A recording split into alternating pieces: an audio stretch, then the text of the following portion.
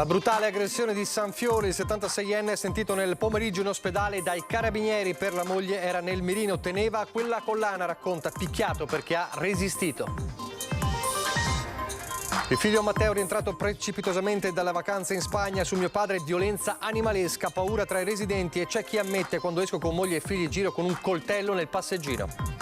Furti di biciclette, responsabili assicurati alla giustizia grazie a un cartello che invita i cittadini a denunciare il metodo adottato dalla polizia locale di Treviso per risolvere il nodo della riforma Cartabia.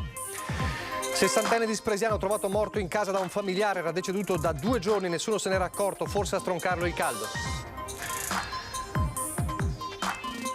Anche oggi intanto uscita anticipata a causa del caldo torrido per gran parte degli operai dell'Electrolux di Susegano, decisione presa dai responsabili alla sicurezza che per tornare alla normalità più che sull'azienda ora contano sull'arrivo dei temporali. Un'altra intanto giornata di caldo con picchi di 38 gradi e a Treviso e a Salto alle piscine, alle comunali 10% di presenza in più rispetto allo stesso periodo dell'anno scorso. Fissato per domani mattina il primo faccia a faccia tra la dirigenza della DOCG Conegliano Valdobbiadene in una rappresentanza di 200 viticoltori e firmatari della lettera contro quella che viene definita la volgarizzazione del Prosecco. Una rete di imprese trevigiane per i servizi di trasporto alla base militare NATO di Aviano, un'operazione dai grandi numeri, quella di 2 ditte storiche della marca. Una in particolare si sta risollevando dopo i danni della grandinata di fine luglio. Telespettatori di Antena 3, buonasera e ben ritrovati. Il telegiornale di Treviso. Torniamo dunque alla questione, alla vicenda Sanfiore. È stato sentito dai carabinieri nel pomeriggio in ospedale a Conegliano l'ex macellaio di 76 anni Fiorenzo Zambon, picchiato sotto casa da un rapinatore che gli voleva portare via la collana che aveva al collo. Teneva a quella collana, racconta la moglie Emma, l'hanno picchiato perché non voleva dargliela. È uno schifo e hanno fatto per tutte le braccia nere perché si teneva così la collana. Da dietro al bancone della macelleria di famiglia, la signora Emma, 73 anni, moglie di Fiorenzo Zambon, racconta lo spavento, il dispiacere, l'indignazione per la brutale rapina subita dal marito che alle 9:30 di sera, rientrando dal bar a poche decine di metri da casa, una volta varcato il cancello, è stato aggredito alle spalle da un bandito che voleva la collana d'oro che aveva al collo e i contanti nel portafoglio. È stata lei la prima a soccorrere l'anziano, 76 anni il prossimo 12 settembre, ci dice, richiamata dalle sue grida: mi hanno ucciso, mi hanno ucciso. La prima sì. A sentire il marito? A sentire il marito che mi chiamava, anzi credevo fosse caduto per terra, magari inciampato per terra, e invece l'ho trovato tutto raggomitolato sull'angolo là, tutto pestato. Volevano la collana, ribadisce Emma, e lui nel tentativo di resistere è stato picchiato selvaggiamente. Era sul mirino. La collana, perché era una bellissima collana. Che collana era? Ci racconta? Era un regalo di qualcuno? Era un ricordo, pesava 35 grammi, aveva un medaglione con Cristo. Bellissima, fatta da un artista e perciò era in vista e tutti la conoscevano, tutto il paese la conosce la collana. A cui teneva ovviamente. Sì, per quello che è stato prestato, perché non voleva dargliela, non voleva assolutamente e purtroppo si è difeso e è successo così. Gli inquirenti stanno terminando la raccolta delle testimonianze degli avventori del bar nazionale. Che Zambon potesse risultare un bersaglio l'hanno affermato anche ai nostri microfoni. Le casine, perché tanti stranieri, e vede uno che esibisce un po' di soldi, compagnia bea, infatti che succede che lo bea, perché lui era fai vedere qualche via, capito? E se vede qualcuno l'ha visto che via soldi, qualcosa. Sì, lui si faceva un po' vedere grande, tirava fuori i soldi, li mostrava probabilmente. Qualcuno ha notato queste cose. I carabinieri della compagnia di Conegliano hanno sentito lo stesso Zambon nelle scorse ore. Determinante sarà il suo racconto e tutti gli elementi che potrà fornire. Tutte le ipotesi rimangono aperte, dal gesto estemporaneo di un balordo a una rapina premeditata, in acquisizione infine anche i filmati delle telecamere della zona. E dunque l'ex macellaio 76enne dal letto di ospedale a Conegliano sta iniziando in queste ore a ricordare quei drammatici istanti e anche lui ipotizza il coinvolgimento di un complice del rapinatore. Per i figli, come abbiamo sentito, come anche dice la moglie, qualcuno teneva d'occhio il padre. Intanto in paese resta la paura e anche la voglia legittima di difendersi. Probabilmente era tenuto d'occhio, probabilmente essendo che l'hanno aspettato comunque nel giardino di casa sapevano anche i suoi orari e perciò sicuramente l'avevano già tenuto d'occhio per qualche giorno. Matteo Zambon, figlio di Fiorenzo, è rientrato precipitosamente dalla vacanza che stava trascorrendo in Spagna appena ha saputo della brutale aggressione al padre, tenuto d'occhio da qualcuno che quell'aggressione l'ha premeditata, dice, visti il passamontagna e soprattutto i guanti da motociclista con le nocche dure. Il 76enne è ricoverato in chirurgia all'ospedale di Conegliano e inizia a ricordare qualcosa in più di quegli istanti. Adesso stava dicendo che forse c'era un complice che aspettava e che l'ha recuperato per andare via, ovviamente, quindi non so, ma parlerà con i carabinieri e chi di dovere. I medici stanno monitorando fratture e lesioni. Oggi rifanno le analisi e si vedrà i risultati, gli esiti. Lui è cosciente comunque? Comunque è cosciente, sì. Si è ripreso abbastanza, adesso ricorda anche quello che è successo. Prima non si ricordava molto bene, ovviamente era confuso la sera stessa, ma adesso è un po' meglio. Si è davvero accanito contro un anziano? Decisamente esagerato. Non c'è nulla da dire, è un atteggiamento animalesco, perché non si può accanirsi in questo modo contro un anziano, non è pensabile. Non è umanamente pensabile. È stata veramente una cosa orribile questa cosa qua e ci ha provato tutti quanti perché a maltrattare così un anziano non si può, è una cosa indecente e si devono prendere provvedimenti importanti su questo discorso qua. Ho appena cambiato la serratura della porta blindata dietro un mese fa, ci hanno sforzato la porta sopra. Dunque è un po' che ci tampinano queste persone qua. E poi sono tutti in pericolo, tutti, perché tutte le famiglie adesso devono preoccuparsi che un giorno o l'altro gli arrivano a casa questi qua e li ammazzano. Qualcuno deve prendere dei provvedimenti in questo senso. Prima, se no scapperà un morto. Prima o dopo. Un sentimento condiviso da molti altri cittadini e il brutale pestaggio di Zamboni in piazza Marconi a 2 passi dalla Pontebana non ha fatto altro che confermare le paure della gente, che ammette di girare con uno strumento di difesa anche solo per fare una passeggiata. La gente ormai va in giro, dico armata, ma comunque conosco gente che nel passeggino, me compreso, c'ha il coltello, perché a certe ore noi andiamo in giro a portare i bambini adesso perché fa fresco e non ci fidiamo a passare a camminare in certe zone senza qualcosa per proteggerci. È inutile prendere il ladro e poi lasciarlo fuori dopo una settimana, bisogna costruire qualche carcere in più e tenerlo dentro che paghi il suo conto.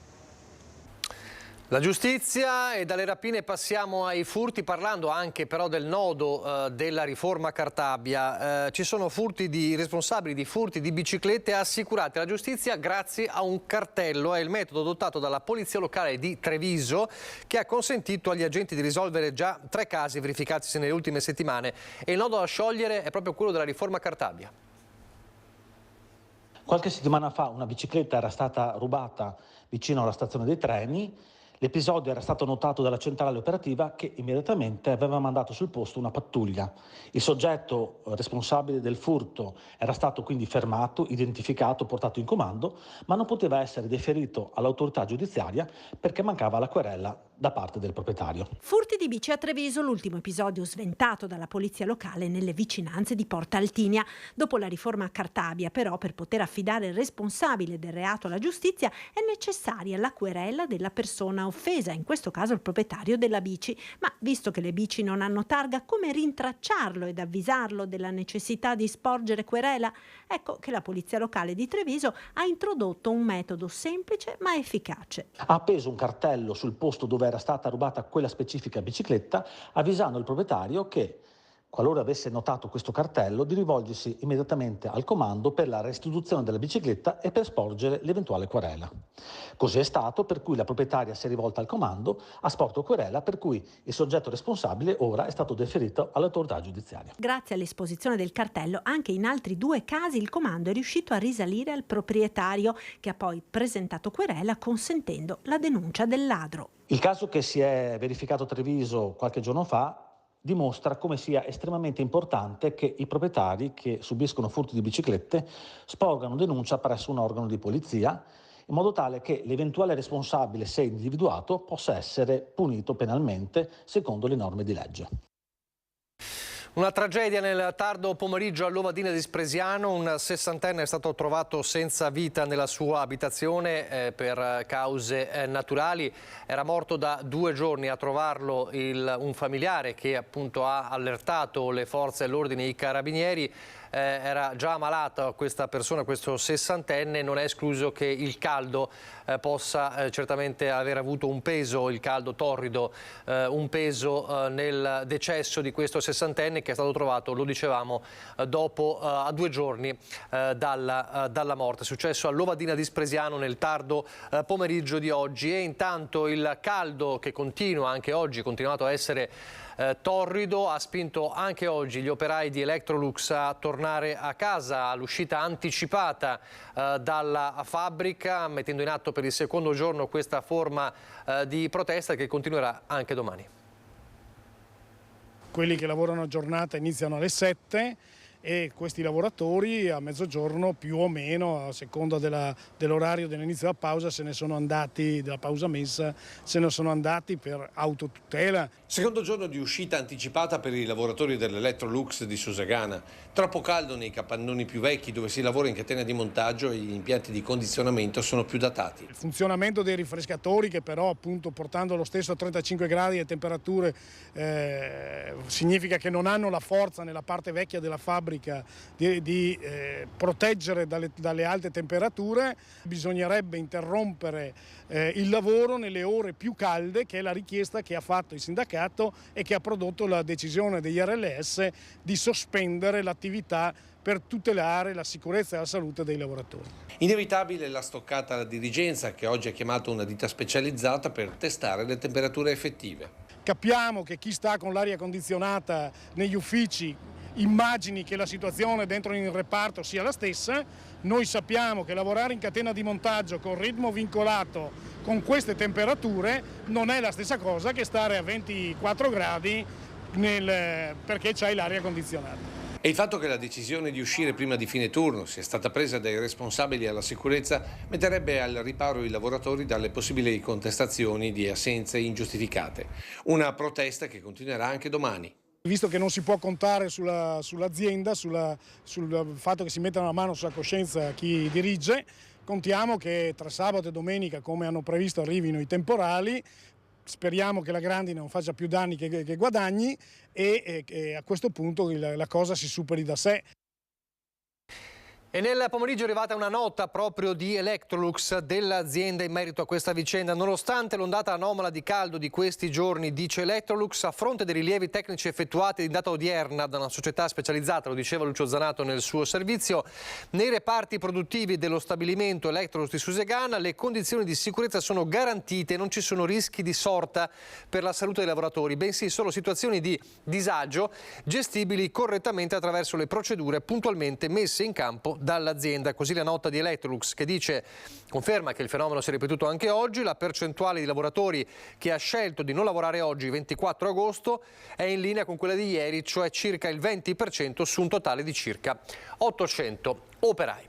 Lo dicevamo, il caldo, anche oggi picchi fino a 38 gradi e allora ovviamente non solo oggi da qualche giorno, ma oggi in particolare, l'assalto alle piscine. Questa mattina era molto caldo e quindi abbiamo deciso di venire in piscina per rinfrescarci un po'. Temperature roventi fino ai 38 gradi, afa insopportabile. I trevigiani cercano refrigerio nelle piscine. Sì, per rinfrescarsi, la unica uscita è quella, per soffocarsi del caldo. Passeremo la giornata qui con la moglie e il nipote e la figlia. Ha deciso di venire qui con la famiglia? Esatto, sì, con i bambini, sì, per stare un pochino al fresco e poi qui è un posto bellissimo. Fra tuffi e bagni rinfrescanti e boom di ingressi nelle strutture comunali di Viale Europa. Affluenza record in piscina rispetto allo stesso periodo dell'anno scorso. Decisamente un caldo inaspettato per questo periodo. Siamo abituati che dopo Ferragosto normalmente cominciano a scemare le temperature, quindi diminuisce anche l'utenza. Il gran caldo di queste settimane fa recuperare parzialmente quella che è stata una diminuzione di utenza nel mese di luglio, che ha avuto qualche giornata di maltempo, e in queste giornate si rilevano presenze superiori alla media di un 10% rispetto alla stagione scorsa, che già era stata una stagione eccezionale dal punto di vista meteorologico, anche nei giorni infrasettimanali, oltre che nel sabato e la domenica. Quante presenze avete giornaliere? Nei giorni infrasettimanali le 200-300 persone, con punte in alcune giornate di 400 persone. Nei fine settimana abbiamo dalle 5 alle 600 persone, con punte in questo periodo delle 700-800 persone. Tanta gente e maxi lavoro per i bagnini. Sul fronte della sicurezza, molte le regole da rispettare. Non possono tuffarsi o nuotare senza cuffia, fare queste cose tipo, o anche spingersi, lanciarsi. Chi sono i più discoli? Gli adolescenti. Temperature record, lo sappiamo, che continueranno ancora, poi però fra qualche giorno in arrivo i temporali. 38 gradi e 6 a Trebaseleghe e a Rosà, tra Alta Padovana e Bassanese, 38 gradi e 3 a Verona, 37,1 a Treviso. Caldo record in Veneto nella giornata di ieri, con temperature di quasi 10 gradi superiori alle medie del periodo, decisamente anomale anche in montagna.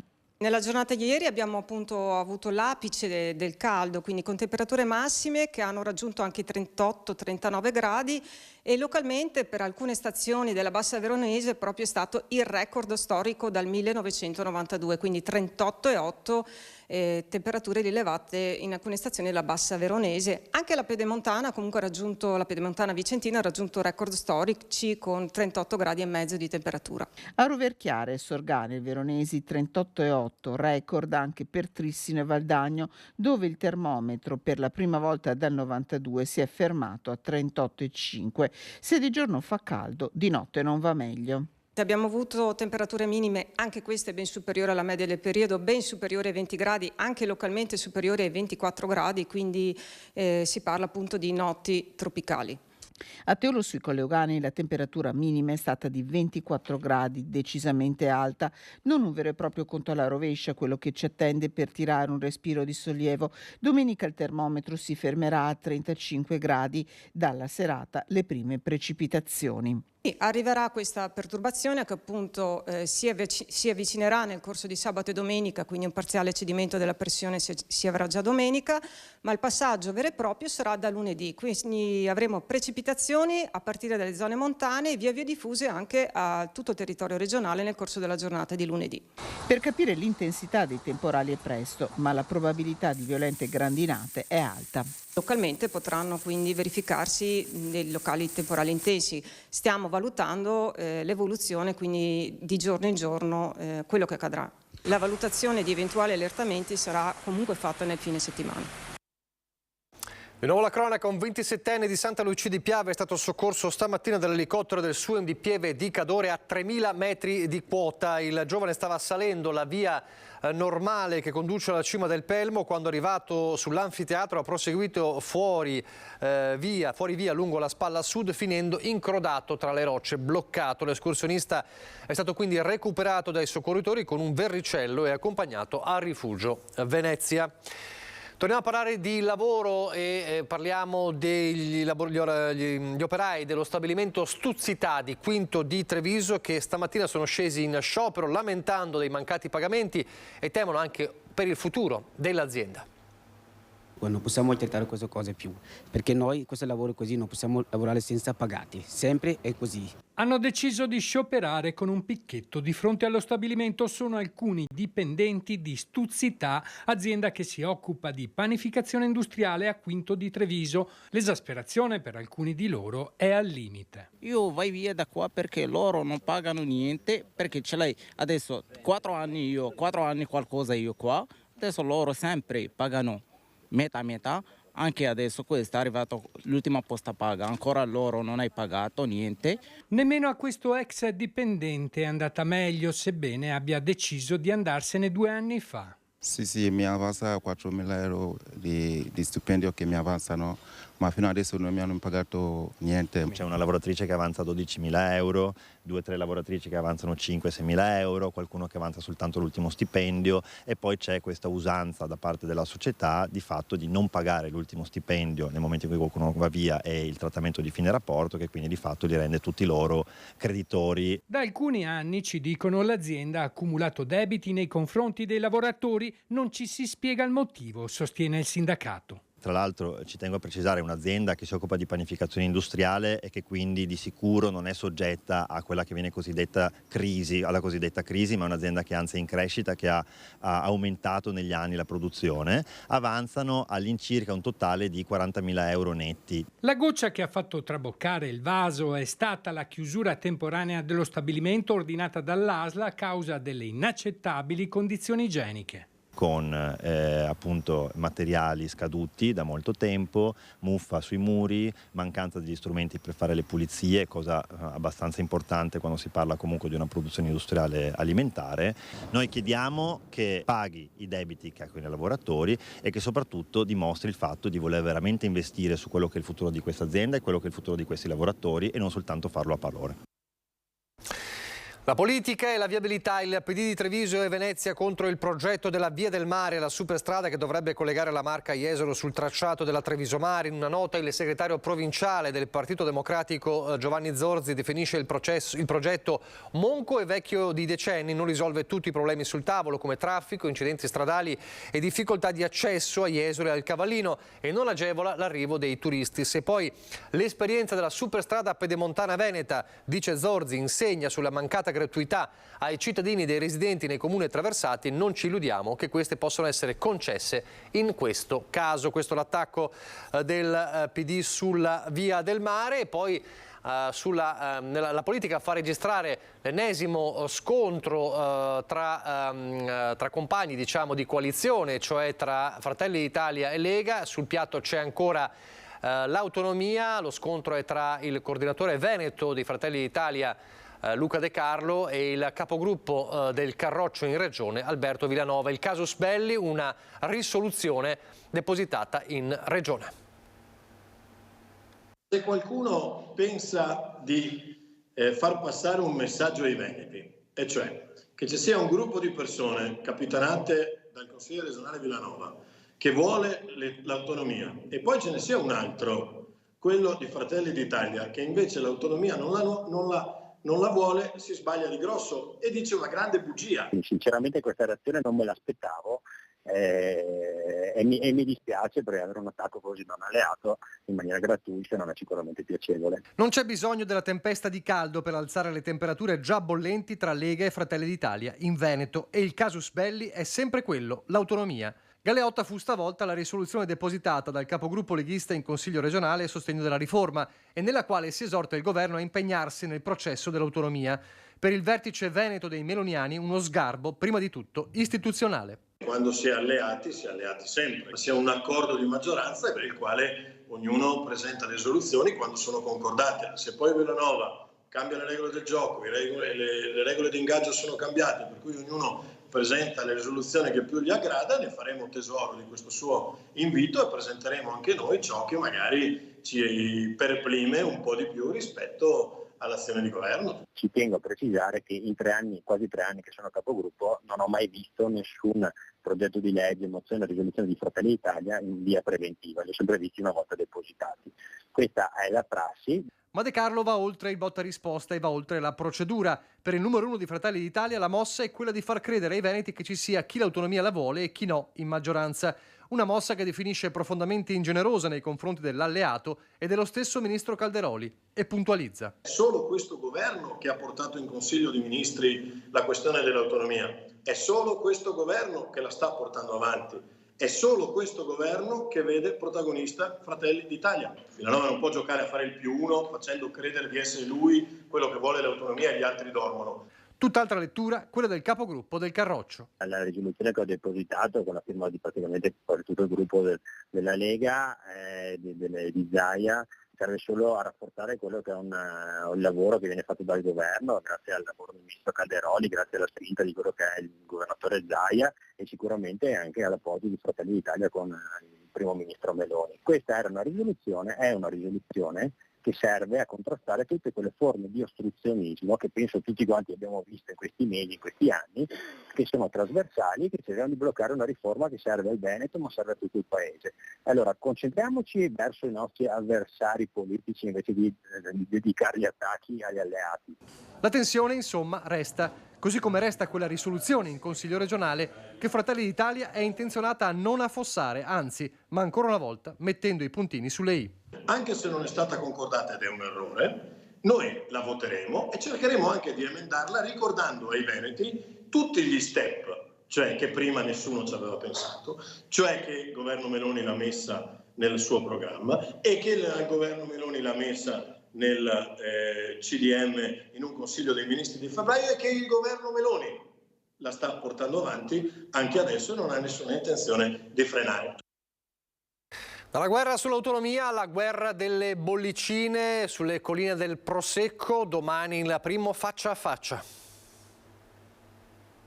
Il Prosecco, come mi sono già espresso, si è volgarizzato. Noi dobbiamo pensare a una cosa unica al mondo, come abbiamo queste colline che sono uniche al mondo. Sta tutta qui la motivazione della protesta montante tra i produttori di Conegliano e Valdobbiadene, che ha portato ieri alla pubblicazione di una lettera aperta indirizzata all'Associazione Patrimonio Colline UNESCO e firmata da oltre 200 viticoltori eroici. Sotto accusa la deriva nella comunicazione del prodotto sempre più indistinto tra rive e pianura. Pretendiamo una corretta comunicazione territoriale. Le corrette comunicazioni territoriali sono colline del Prosecco di Conegliano e Valdobbiadene, che è la denominazione dell'Associazione UNESCO, o Conegliano Valdobbiadene Prosecco Superiore, che è la denominazione corretta del Consorzio di tutela. Perché nel mirino dei 200 firmatari non c'è solo l'associazione UNESCO e la presidente Marina Montedoro, ma anche il Consorzio della Diocesi Superiore. Comunque domani incontrate la dirigenza del consorzio. Esatto, abbiamo richiesto di incontrare il consiglio di amministrazione al completo, oltre che al presidente e al presidente e al direttore, con i quali speriamo di intavolare un discorso fruttuoso in termini di protezione di quello che è e la comunicazione corretta di quello che è questo territorio Conegliano Valdobbiadene nel Prosecco. Per i firmatari è troppo generico indicare le colline UNESCO solamente del Prosecco o scrivere Prosecco Hills sui pullman mom dedicati ai tour turistici, unificando chi produce ad 800 anni e chi ha convertito solo da qualche anno i campi da mais a vigne di glera. E per chi pensa che in fondo è tutto lo stesso vino, qui rispondono con i numeri. 900 ore lavoro, tutto a mano per ettaro in collina eroica, per un costo medio di 22.000 euro, contro meno di 300 ore meccanizzate in pianura per un costo medio di 3.500 euro a ettaro. Ecco che per chi vive e lavora qui non si può confondere la paglia con il fieno. Voglio dire alla signora Montedoro che questo territorio è stato dichiarato patrimonio dell'umanità e ha un nome ben preciso, che si chiama Conegliano Valdobbiadene di OCG. Noi vogliamo che sia rispettato il nostro territorio e il nostro nome, non chiediamo altro. Una rete di imprese trevigiane per i servizi di trasporto alla base militare NATO di Aviano, un'operazione dei grandi numeri, quella di 2 ditte storiche della marca, una in particolare che si sta risollevando dopo i danni della grandinata di fine luglio. A un mese dalla grandinata dei record, i danni sono ancora visibili alla Battistuzzi di Scomigo, tra Conegliano e Vittorio Veneto, ditta specializzata nel trasporto persone, 0 ferie e una corsa contro il tempo per rimettere tutti gli scuolabus su strada in vista di settembre. In queste situazioni o ti dai una mossa sulle maniche e dici dobbiamo andare avanti, quindi stiamo cercando di riparare quelli che ci stanno arrivando, i vetri e le sostituzioni, però dobbiamo comunque continuare, non è che ci possiamo fermare per una grandinata. Non solo però non ci si ferma, ma si rilancia. Battistuzzi, accanto a un'altra ditta trevigiana, Carraro e Tommasella, si è aggiudicato un'importante gara per i servizi alla base militare NATO di Aviano, una rete di imprese made in Treviso, quindi dai grandi numeri. Insieme all'amico Elio abbiamo messo in campo la nostra esperienza, la nostra serietà e la nostra storia, e lì è stata la nostra fortuna. Parliamo di 26-28 autobus, 30 dipende dalle situazioni, per circa 180 giorni all'anno. Portiamo Assistiamo circa 1070-1080 ragazzi a scuola tutti i giorni che vanno dai kindergarten, vale a dire l'equivalente dell'asilo nostro, fino ad arrivare alle soglie dell'università. L'operazione ha consentito anche l'assunzione di nuovi autisti, profili sempre più rari sul mercato, ma stavolta si è trovata la quadra. Questione di stipendi, certo, ma non solo. La nostra azienda, per esempio, da 7 autisti, a parte con accompagnatrici, io ho firmato 38 contratti di assunzione nel giro di poco tempo. E devo dire anche il fatto che questo lavoro è dal lunedì al venerdì. Secondo me per gli autisti il sabato e domenica è molto più problematico da trovare. Tommasella parla anche in qualità di presidente dei tour operator della marca trevigiana. Per l'autotrasporto dice servono una svolta culturale e uno stop agli appalti al massimo ribasso. Bisogna dare valore sia alle aziende che fanno i servizi, non solo chi produce altre cose, ma i servizi devono essere un po' valorizzati, le aziende e anche di conseguenza il personale. A Castelfranco adesso, ieri sera vi abbiamo raccontato della festa che si stava preparando per il compleanno ieri storico di Clorinda Bortolanza, 108 anni, la più anziana della marca e tra le più longeve d'Italia. Allora vediamo invece questa sera com'è andata la festa per la super nonna Clorinda. Tanti auguri a te, tanti auguri a te. C'era tutta la famiglia ieri sera a Castelfranco a festeggiare i 108 anni di nonna Clorinda Bortolanza, decana della marca e tra le più anziane di tutta Italia. Nata a Cittadella nel 1915, si trasferì all'età di 2 anni nella città del Giorgione, dove frequentò le magistrali e dove è rimasta per tutta la vita, sempre circondata dall'affetto dei suoi cari, la figlia Daniela ed ora nipoti e pronipoti. A portarle gli auguri di tutta la città di Castelfranco la vice sindaca Marica Galante. Di tutto Castelfranco, di tutti gli amministratori, tanti auguri. Grazie. Va bene? Che ricambio di cuore. Ah, ecco, grazie, grazie. Lei è la nonna più matura della provincia di Treviso. Ah, mamma mia! Ma hai detto più matura, no? Più matura ho detto, non ho detto più vecchia. Hai capito? Una vita sana e sempre attiva, il segreto di Clorinda per arrivare così in forma a quest'età. Tanto movimento, mangiare poco, camminare molto. Ringrazia nonna Clorinda per la festa ed il pensiero di tutti coloro che l'hanno voluta festeggiare. Mi fa tanto, tanto piacere. Bene, il piacere è nostro, è un onore. Ecco, e sei emozionante sti momenti Anche qua, per sa? me, Ecco, anche per me. brava. Tanti auguri a te.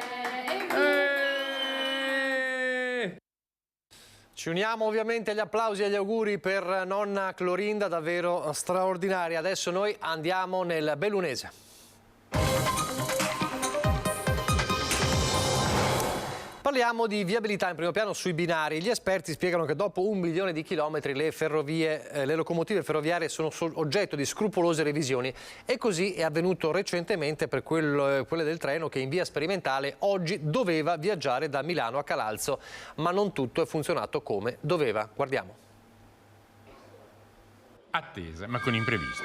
Piccola folla in stazione a Ponte nelle Alpi per quello che una volta era la Freccia delle Dolomiti.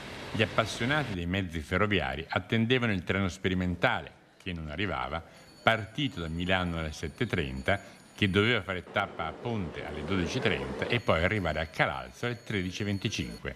Tra loro anche uno storico della materia che a questa tratta dedicò il libro La Treviso-Calalzo. Questa linea qui una volta avevano un super treno interessantissimo, bellissimo, poi potrà anche non aver soddisfatto tanti, però nel complesso la Freccia delle Dolomiti a suo tempo, però questo non è una Freccia delle Dolomiti, questa è una prova sperimentale. In attesa, in senso lato del treno, il consigliere provinciale delegato ai trasporti Dario Scopel ha proposto di studiare anche un passaggio per Feltre, dato che tra pochi mesi la linea sarà elettrificata e la cui stazione rientra tra quelle che saranno oggetto di lavori in vista delle Olimpiadi. È un qualcosa di già visto ma che manca in questo territorio e quindi credo sia una buona occasione per il nostro territorio, per la nostra provincia, anche in funzione delle Olimpiadi, ma non solo. Ero curioso di vedere che tipo di treno era, insomma. Mi sembra una bella cosa? Certo che è una bella cosa. È sempre interessante, è sempre un'esperienza diversa, nuova, che appassiona loro e insomma appassioniamoci. Dopo tanti anni di ferrovia mi piacciono ancora i treni. E di questo cosa ne pensa? Ma se sono rosi fioriranno. Sono figlio di ferroviere, sono nostalgico, mi piace rivedere i treni di una volta, diciamo, e spero che con questa opportunità si rinnovi anche un po' l'attività della completa linea. Ce n'è bisogno. Treno atteso ma andato in ebollizione e fermatosi a Santa Croce. Il treno tanto atteso a Ponte nelle Alpi doveva arrivare alle 12:30 e invece un'ora dopo era ancora a Santa Croce del Lago per un guasto tecnico. Dopo un complicato rifornimento idrico necessario per raffreddare la locomotiva andata in ebollizione e relativa lunga attesa, il treno finalmente ripartiva arrivando con quasi 2 ore di ritardo a Ponte nelle Alpi, in una stazione recentemente rinnovata e di cui il primo cittadino ci parla. Tutti gli enti locali della provincia di Belluno, la Regione Veneto, il Ministero e Ferrovie dello Stato siano concentrate sul dare una grande opportunità al nostro territorio.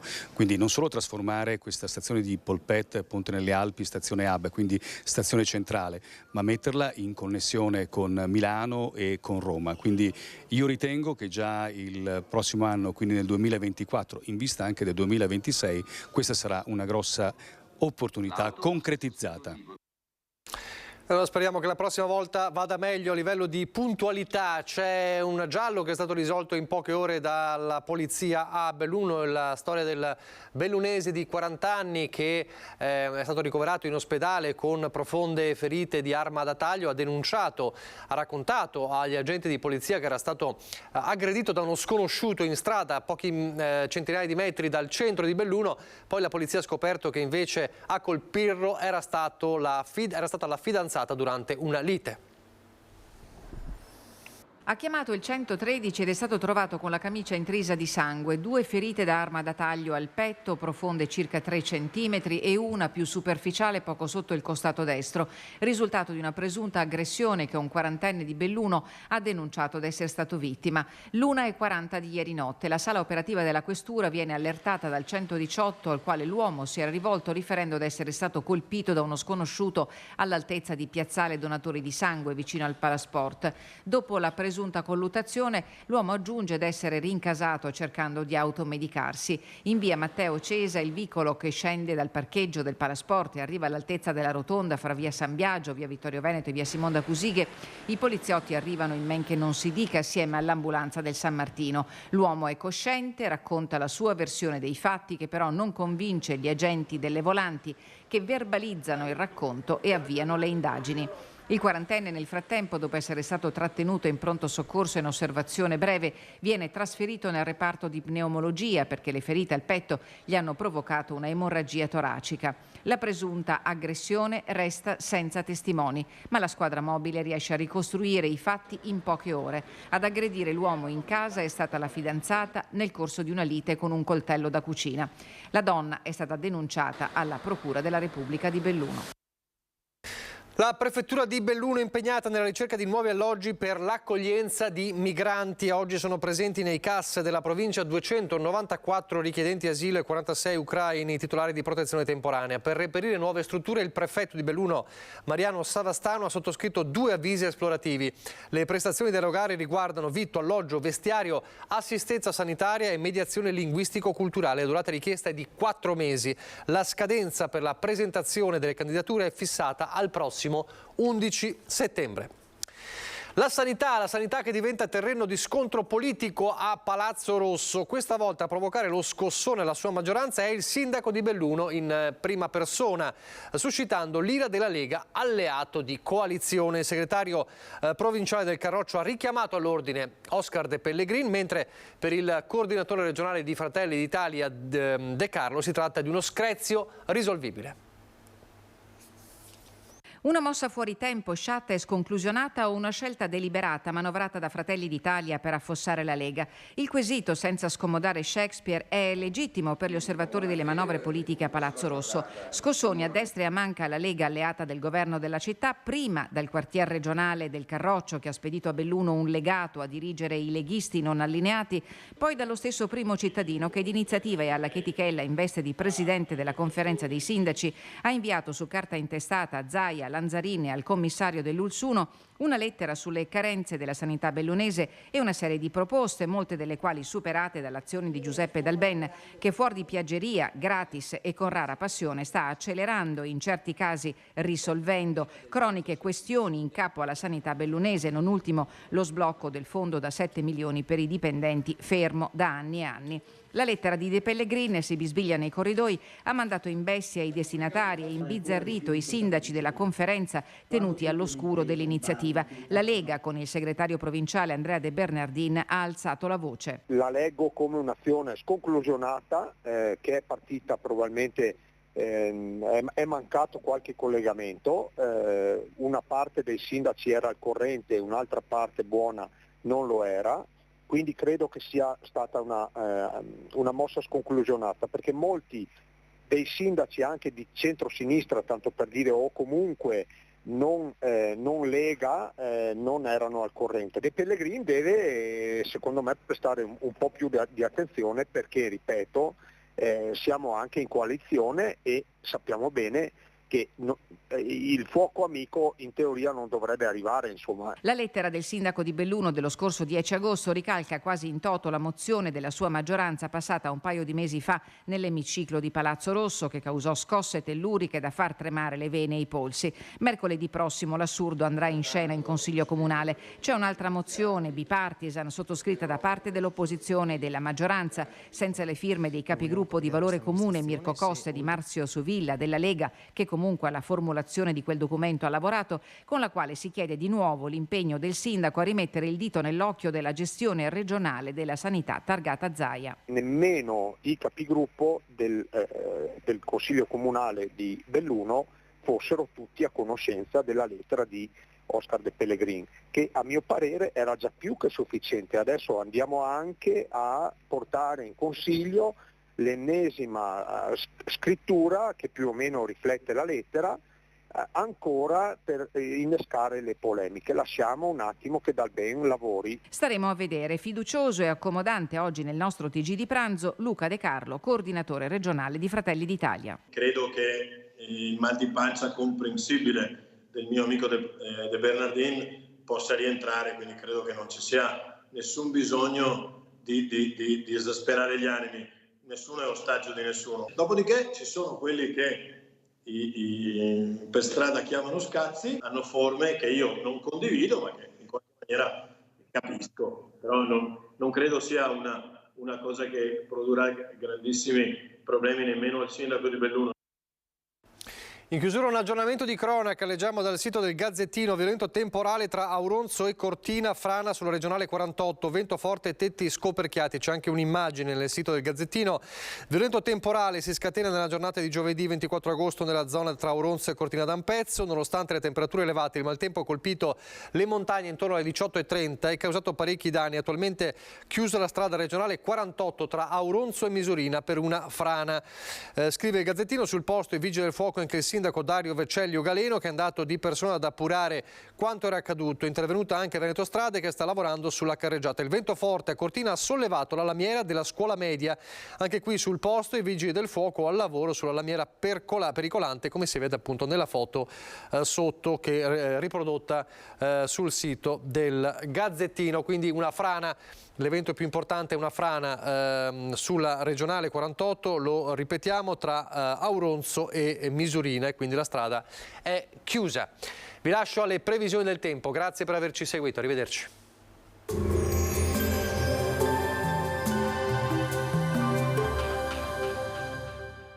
Portaci gli oggetti, i mobili, i vestiti che non usi più. Da noi, guadagni. Ex novo mercatino dell'usato. Aperto 7 giorni su 7, via Vicenza 23, Vede Lago. Benvenuti al Meteo. L'anticiclone africano infiamma l'Italia. Ultimi giorni di caldo intenso, poi sul finire del weekend una perturbazione porterà piogge e un deciso calo termico. Il dettaglio di venerdì 25 agosto. Sul Veneto non sono previsti cambiamenti rispetto ai giorni scorsi. Tanto sole, cielo sereno con isolati temporali di calore al pomeriggio in montagna. Avremo temperature ancora estremamente elevate, minime fino a 24 gradi, massime con punte di 38 gradi, sensazione di caldo poi accentuata dall'afa. Spostiamoci ora sul Friuli Venezia Giulia. Sarà anche qui soleggiato, cielo in prevalenza sereno, poco nuvoloso sulla zona montana ma con bassa probabilità di rovesci. Temperature minime tra 21 e 24 gradi, massime sui 33-36 gradi. Infine diamo uno sguardo al Trentino Alto Adige, dove non mancherà un ampio soleggiamento con occasionali rovesci sui settori di confine. Temperature minime intorno ai 21 gradi, massime sui 35-38 all'incirca. Dal meteo per ora è tutto, vi auguro un buon proseguimento in nostra compagnia.